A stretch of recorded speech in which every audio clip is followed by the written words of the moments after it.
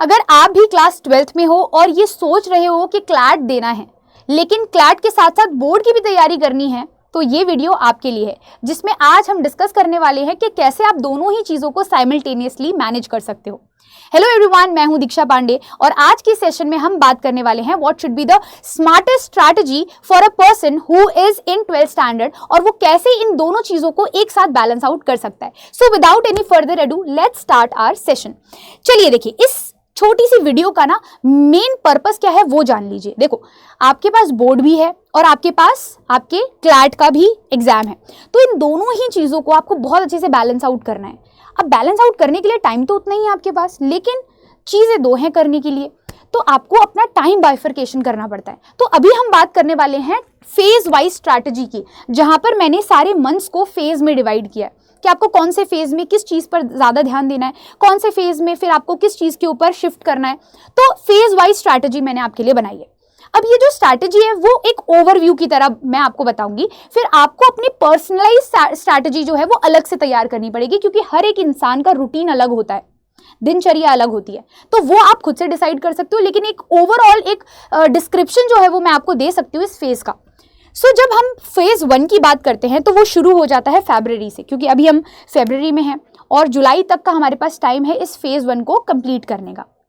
अब इस फेज 1 के अंदर हमें करना क्या है, सबसे ज़्यादा हमें ध्यान देना है बोर्ड्स पर। तो आपका जो टोटल टाइम होगा उसमें आप 70% जो टाइम है वो आप बोर्ड्स को दोगे, और आपका जो 30% टाइम है वो आप क्लैट की स्टडी को दोगे। मैं ऐसा क्यों कह रही हूँ कि क्लैट को कम टाइम दो और अपने बोर्ड्स को ज़्यादा ध्यान दो, इसीलिए कह रही हूँ क्योंकि जब आपका क्लैट का एग्जाम होगा दिसंबर में, उस समय शायद आपके प्री बोर्ड्स भी स्टार्ट होने वाले होंगे या स्टार्ट हो चुके होंगे। उस समय दोनों ही चीज़ का बर्डन बहुत ज़्यादा रहेगा आपके ऊपर, तो हो सकता है कि out of burden, out of pressure, क्या पता आप क्लैट खराब कर दो, क्योंकि आप बोर्ड्स के लिए प्रिपेयर करना स्टार्ट कर दोगे, क्योंकि वो तो क्रूशियल टाइम है ना। आपको रिवीजन करना पड़ेगा, इंटेंसिव आपको प्रैक्टिस करनी पड़ेगी, मॉक टेस्ट लेने पड़ेंगे, एंड देन उसके बाद उसको एनालिसिस भी करना पड़ेगा उसका।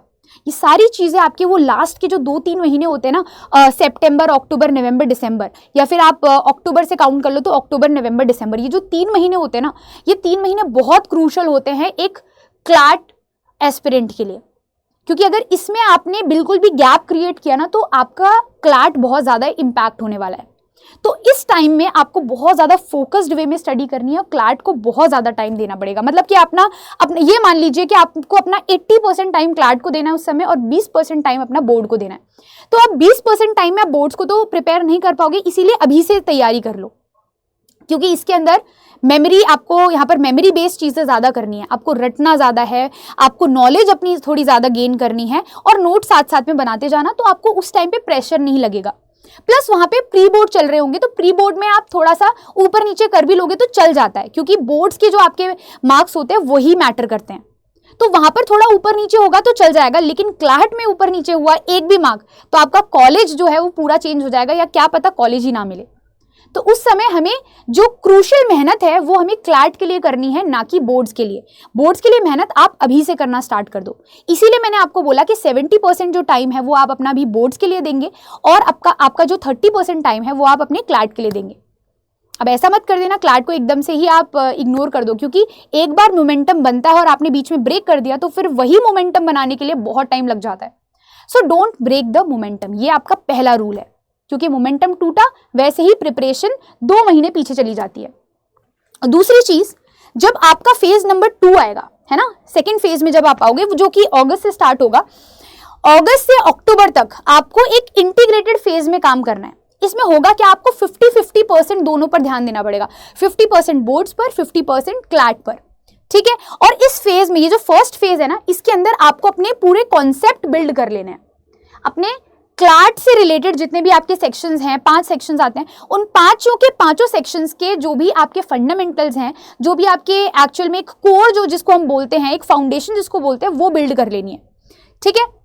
एंड देन उसके बाद फिर हम जब सेकंड फेज में आएंगे ना, तो इसमें अब आपको क्या करना है, अपने क्लैट की प्रिपरेशन को थोड़ा सा इंटेंसिफाई करना है, 30 से 50% पर आना है, यानी आधा टाइम क्लैट को, आधा टाइम बोर्ड्स को।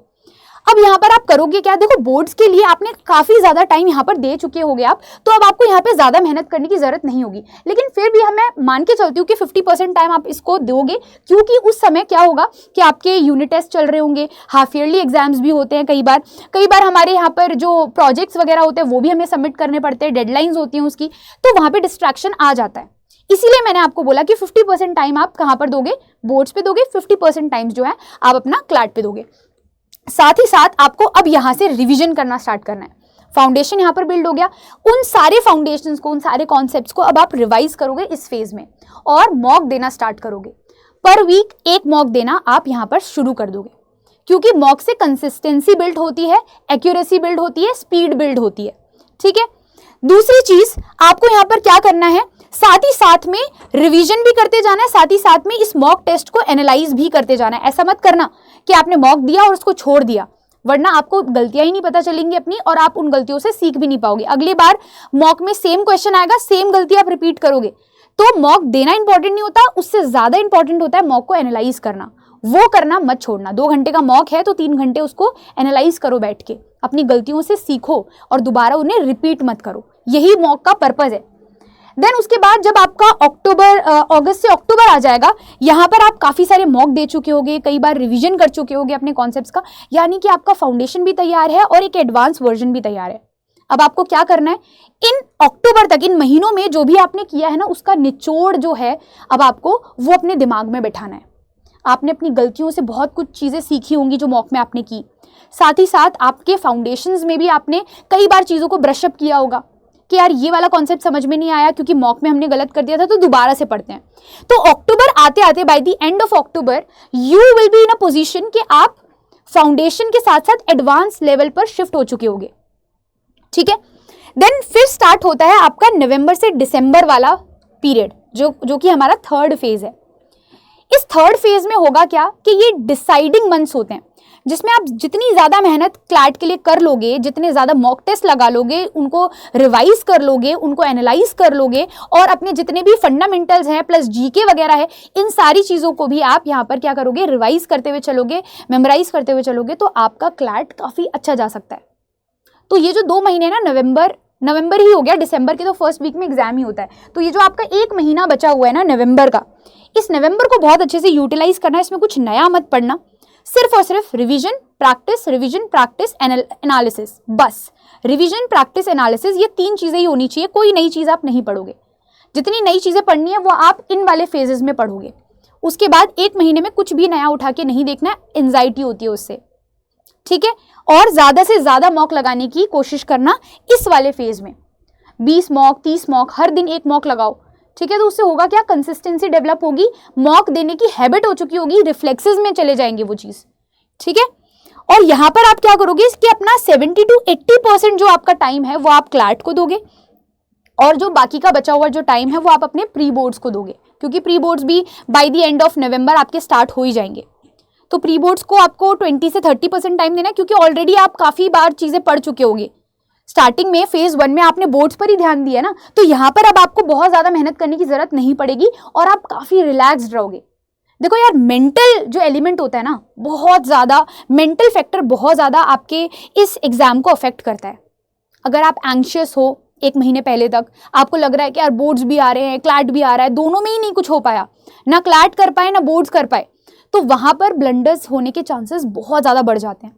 लेकिन वहीं पर आपको आपके दिमाग में ये चीज़ की अश्योरेंस है कि यार मैं ऑलरेडी अगस्त तक इतनी मेहनत कर चुका हूँ या कर चुकी हूँ कि अब मुझे बोर्ड्स के लिए तो बिल्कुल टेंशन लेने की ज़रूरत नहीं है, तो अब आप फ्री माइंड से क्लैट पे ध्यान दे पाओगे।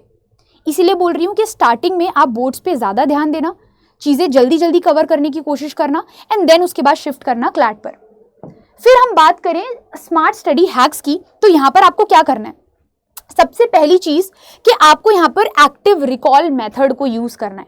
इससे होगा क्या, इससे बेसिकली देखो आप क्या कर रहे होगे कि अपने जो बोर्ड्स के जो टॉपिक्स हैं उनको आप पढ़ रहे होगे, साथ ही साथ में जो क्लैट है, क्लैट के लिए भी आप अपने आप को टेस्ट कर रहे होगे। तो आपको करना क्या है, आपको यहाँ पर लगाने हैं मॉक टेस्ट। ठीक है, तो मॉक टेस्ट यहाँ पर बहुत ज्यादा मायने रखते हैं, बहुत इंपॉर्टेंस रखते हैं, साथ ही साथ आपके जो नोट्स हैं वो। दूसरी चीज न्यूज़पेपर रीडिंग, ये कई बार बच्चे स्किप कर देते हैं, ये बिल्कुल भी स्किप करने वाला स्टेप ही नहीं है। मतलब न्यूज़पेपर रीडिंग अगर मेरे से कोई बच्चा पूछे कि मैम नहीं करेंगे तो चलेगा क्या, कभी नहीं चलेगा। इट इज नॉन नेगोशिएबल, आपको करना ही करना पड़ेगा, क्योंकि इसके अंदर 2 in 1 फायदा मिलता है आपको।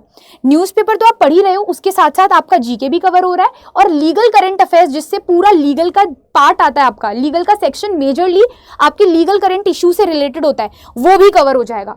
इसलिए न्यूज़पेपर को बिल्कुल मत छोड़ना।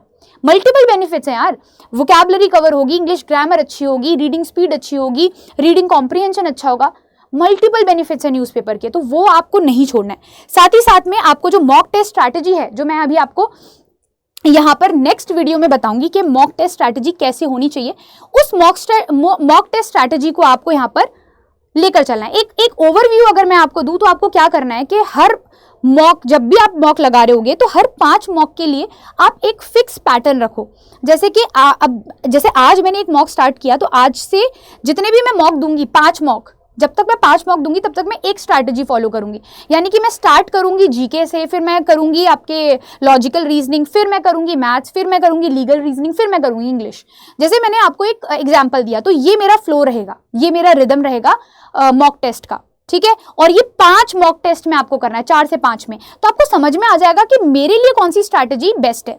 फिर आप उसको चेंज करो, फिर आपको लगता है कि यार ये वाला मेरे को पहले उठाना चाहिए सेक्शन, उसके बाद ये करना चाहिए, तो आप अरेंजमेंट अपने हिसाब से कर सकते हो, क्योंकि ये टाइम है टेस्ट करने का और गलतियां करने का, ठीक है। मिस्टेक्स, एरर से ही आप इंप्रूव कर पाओगे।